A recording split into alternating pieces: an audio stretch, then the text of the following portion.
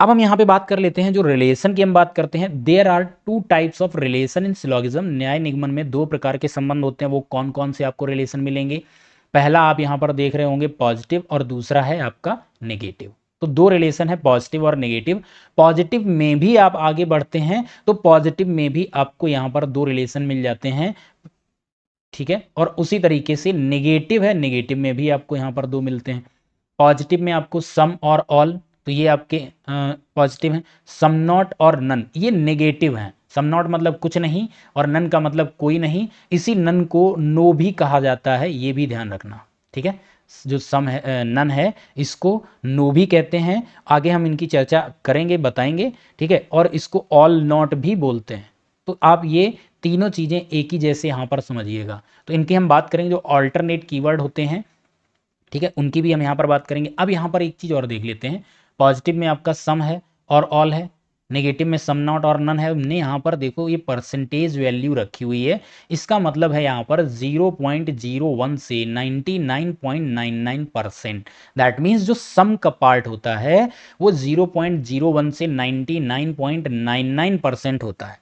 मान लीजिए कि आपके पास 1 kg शुगर है, ध्यान से समझना, यहाँ परसेंटेज वैल्यू को मैं समझाने की कोशिश करूंगा।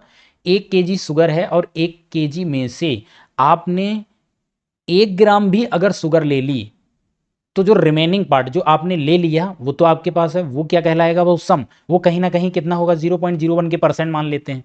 और जो रिमेनिंग बचा हुआ है वो 99.99% चीनी होगी, या उतने मान लीजिए ग्राम होगी, तो वो भी सम हो जाएगा क्योंकि वो 100 नहीं रहा।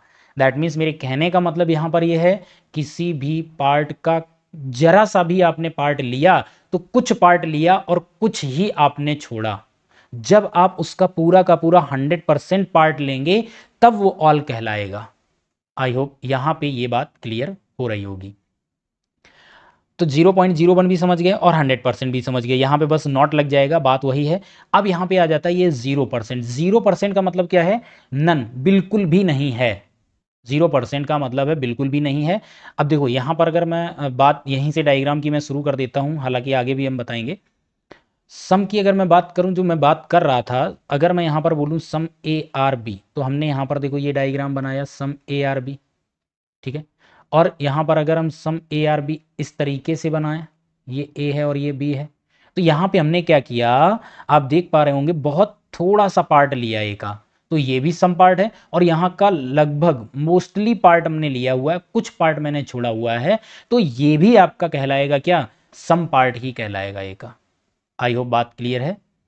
और 0% का मतलब है कि ए है आपका यहाँ पर, ठीक है, ए का आपने कोई भी पार्ट नहीं लिया, 0% है, तो ये आपका कहलाएगा नन ए आर बी, या नो ए आर बी, या all A R not be.